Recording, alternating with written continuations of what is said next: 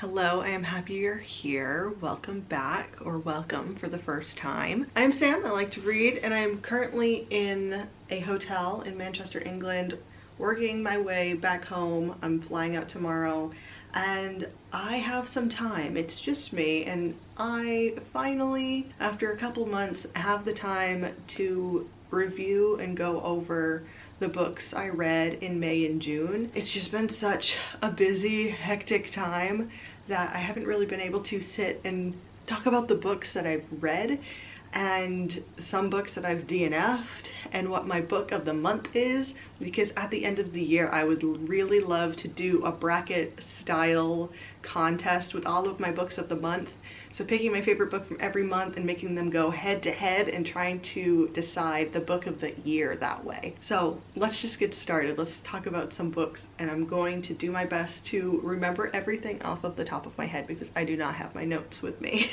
The first book I read in May was Meet Me at the Summit by Mandy Lynn Bell. I have seen this author kind of floating around YouTube for a little bit. I watched some of her videos about how she's become a self-published author, and I thought, let me give her books a read. She likes to put them onto Kindle Unlimited, so I wanted to give it a little try. So Meet Me at the Summit is a sweet sort of YA romance about a young woman who recently lost her parents, and because of that has fallen into a very deep depression. And with the support and love and encouragement from her friends and her family, she goes out to visit her mom's side of the family across the US.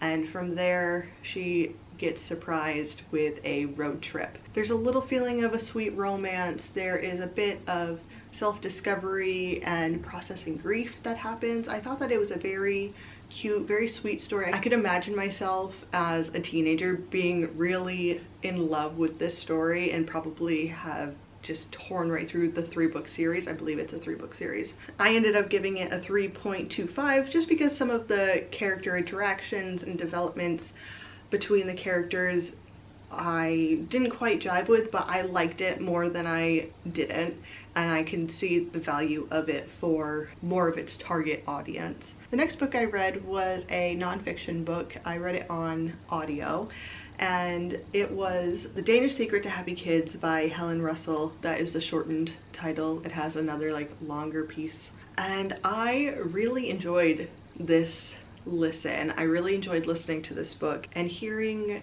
her experience as a woman from the UK, with a husband from the UK, having moved to Denmark to have and raise kids, and just a different sort of approach to parenthood and childhood and everything between the two cultures.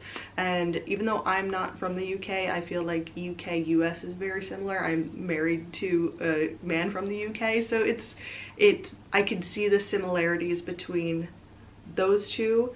And so it was very interesting to see her experience raising children in Denmark. And there was definitely some pieces of it that made me want to try some of at least the mental approaches towards raising kids, because I have 2 kids.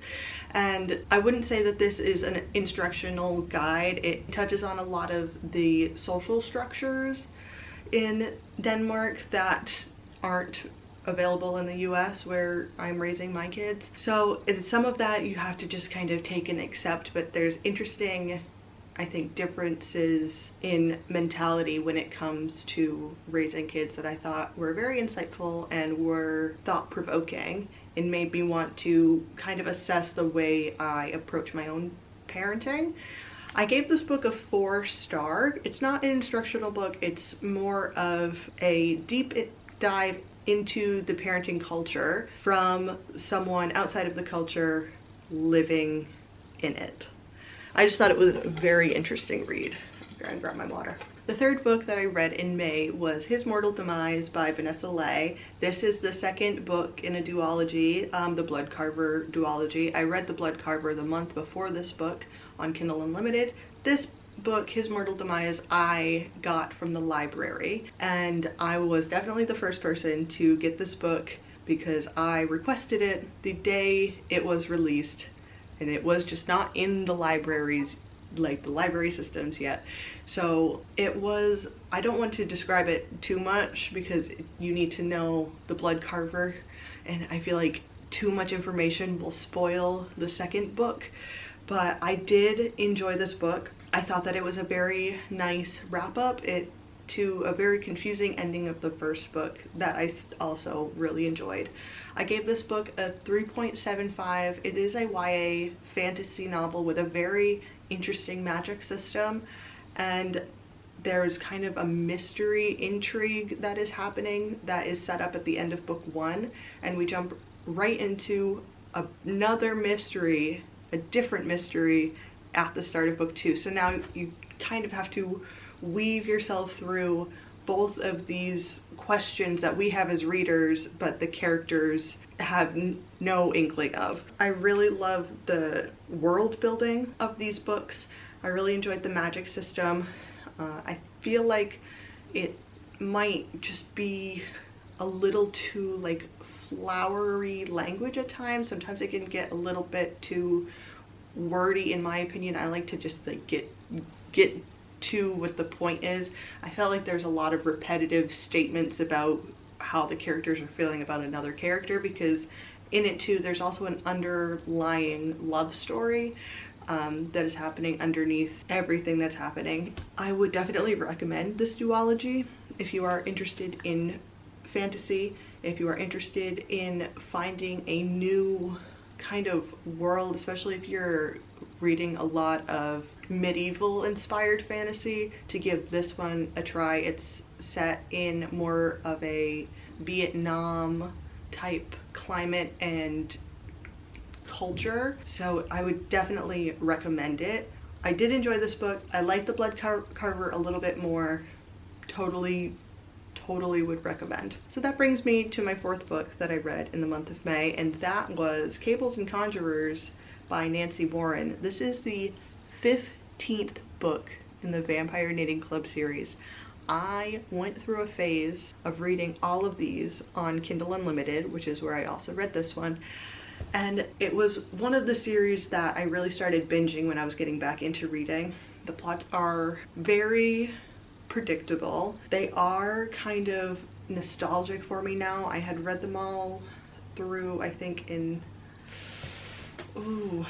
I had started reading them in 2023. I think I read the bulk of them in 2023 and maybe 2 of them at the start of 2025. So this is me getting kind of back into the series because I hadn't read this one. They also have a Christmas book which I think I might save until Christmas time, but this is kind of like a Murder, She Wrote type of situation where this woman moves to take over her grandmother's knitting shop after she dies mysteriously, and she then learns that she's a witch and that there is a coven of vampires that live beneath the knitting shop, and a lot of mystery ensues because there always seems to be a murder and she always seems to be nearby, and then she is always a part of the sleuthing and discovery of the truth. So it can get very predictable. I wouldn't recommend starting with book 15 but I do love the world. It is very nostalgic for me. I gave this book a 3. It is a book. That is my number 3 rating. If it's a number 3 book, that's just what it is. I didn't hate it, didn't love it. It was a read, and sometimes it's nice to have a read where you can just turn your brain off, and that's these books. The final book I read in the month of May was Trial of the Sun Queen by Nisha J. Tooley, and I don't know how many books are in this series. I know there's at least another one. I have my phone here. I'm just like searching my Storygraph trying to look. Okay, it seems like there's 4. I do plan on continuing reading this. I just have not gotten to it. I read it on Kindle Unlimited, so the next one I know for sure is also on Kindle Unlimited, so it's just about being the one to pick when I'm opening up my Kindle to choose a book to read. I did enjoy this book. I gave it a 3.75. It didn't quite bump up to a 4. It just feels a little bit like the main character kind of like swaggers around too much for me. I am very interested in the plot. We start with our main character and she's in a very highly guarded prison. She's lasted longer in this prison than anyone expected, and then she was pulled out to like a richer part of the town or the world for Trial of the Sun Queen, where she has to go through these very gruesome trials that could lead to death. Once you start a trial, you cannot leave the trial, so if you died during it, you died. If you pulled out beforehand, then you're safe. You don't have to continue on anymore. We follow, I don't even remember her name. I just know I do want to read more of it. I read so many fantasy books that it just kind of blends all together. What is her name? Lore. Never was gonna pull that out of my brain. So we follow Lore through the trials, but there's something that she keeps from us as the reader. Like, she knows something that is very important to what's going on. So I don't know how I feel about the main character keeping secrets from us as readers and that being the plot twist, but that was kind of what happens near the end after the trials are finished. Yeah, so I gave it a 3.75. I will be reading the next one, which is Rule of the Aurora King, and I'm hoping that I can figure out this world, because now, being 2 months out of this world, I clearly don't remember a whole lot, but I think it'll be just enough to like pull on the tiny thread of memory to get into the second book. But this was a fantasy romance, I believe. It's fine.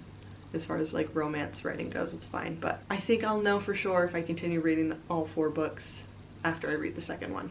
And now I've got to tell you that I DNF'd a book in May. I DNF'd Throne of Glass by Sarah J. Maas. I did not like the main character at all. I did not like being in her head. I thought that she was obnoxious and hard to root for. I made it about 78 pages in, and then I was also fighting against a library due date, and I could not renew it again. And I had to quit. I had to put it down. I was not enjoying it. It was not fun and not worth suffering through to then try to read 17 more books. I don't think that I will give it another try. It's not on my list of giving another try to. I just did not enjoy it. And please remember, I have read all of ACOTAR. I started reading it at the end of last year, and I finished the last book that is out sometime earlier this year. I really enjoyed it. I had a lot of fun despite feeling like the story itself and could have been a little different, like didn't make a lot of sense plot-wise. I also felt like in ACOTAR she was very precious about her favorite characters that I feel maybe should have been let go of. So I do enjoy Sarah J. Maas, but I did not enjoy Throne of Glass, and I don't believe I will be picking it up again. But that is all the books I've read in the month of May, and I am here to shock you for the book of the month, because this is the first time the book of the month is a non-fiction book. So it goes to Danish Secret to Happy Kids. I had a lot of fun. I really enjoyed it. That it's a book that I would listen to again. I felt good reading it. I felt inspired reading it, and I felt informed. So book of the month for May, non-fiction, our first non-fiction book. What did I do in June? Let's look. In June, I read 3 books. It was a bit of a hard spring going into summer, so I read 3 books and I feel great about that. The first book I read in the month of June was an ARC that I got off of NetGalley, and it has just come out August 1st, and that was Runner 13 by Amy McCulloch. This was a thriller book. It was suspenseful. It has a little bit of mystery. I have been trying to get into thriller books, like not a lot, but maybe just a little bit, maybe a little dabble, just to take some breaks in between my fantasy series that I keep picking up, because I am much more of a fantasy reader. I like to have different kind of genres to break it up so it's easier to separate the fantasy worlds. So I picked this thriller because I also run, and not quite to the extent that our main character runs. She is an ultra runner, so running hundreds of miles over a stretch for a race, and during this run someone is chasing her. All of these runners seem to be tangled and tied, and it's all starting to surface. I had a really nice time with this book. I gave this a 3.75. Again, it's not quite my genre. I did enjoy the thriller bits of it.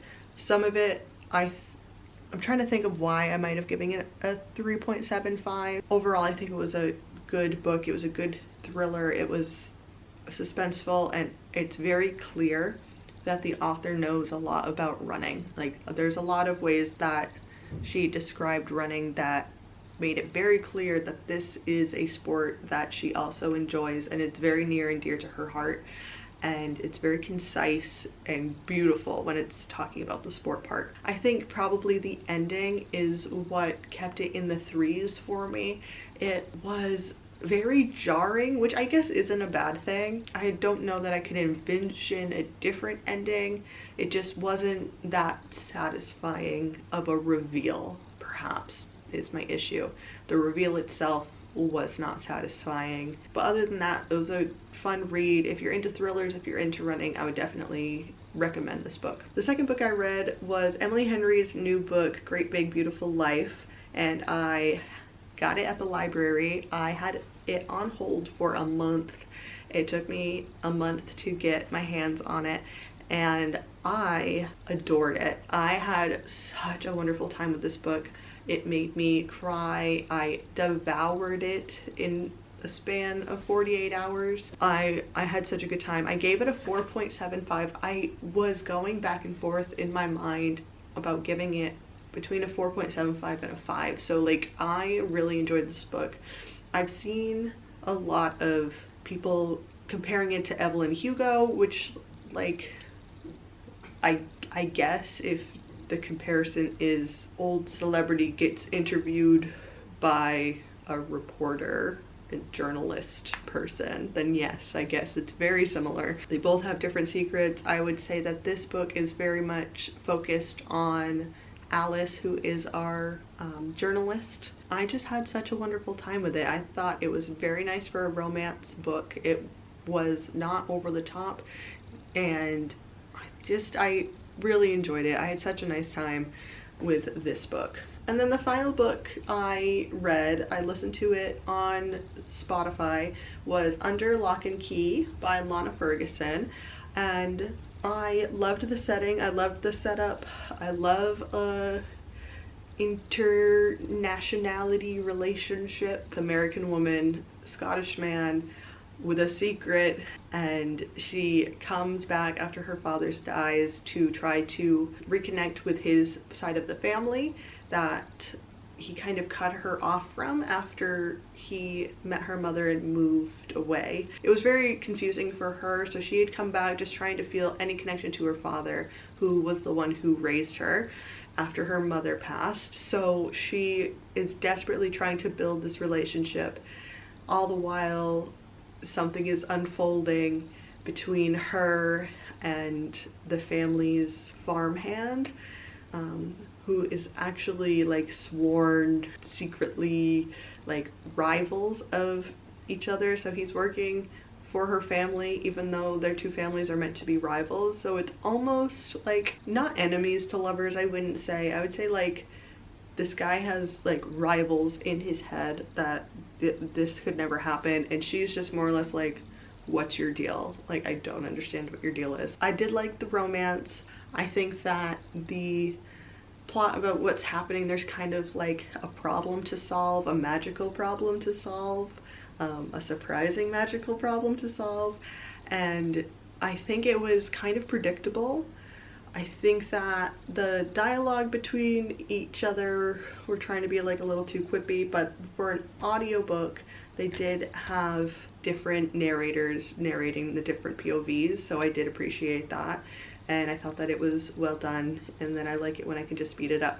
I did marathon listen to this book, so I listened to it for like 2.5 hours straight one day, but overall I did enjoy it. If you're on like the more spicy-ish side, I would give this 2 chilies. It's not a mild, I wouldn't say. Some interesting, intimate situations. So read into that if that's making you a little concerned. So with having only 3 books, we have to pick a book of the month for June. I think it's very clear that it is Emily Henry's Great Big Beautiful Life. 4.75/5 star for me. I know that this is my second Emily Henry book to be book of the month, but I'm reading Emily Henry this year. It's just a good contender for being a book of the year. I really loved the writing. I thought that it was very sweet. It was very bingeable. It had some intrigue that was a surprise, and I had a wonderful time with it. So I feel good about giving Emily Henry another book of the month. Sorry about the very jarring angle change, but my battery just died. Let me know if you've read any of these books and what you thought of them, or if my description of them make you want to read any of them at all. Like I said, I am very much a fantasy reader, but if you do have any interesting thrillers, let me know, because I am on the hunt for that. I appreciate you being here. Thank you so much for watching, and I will see you in the next one.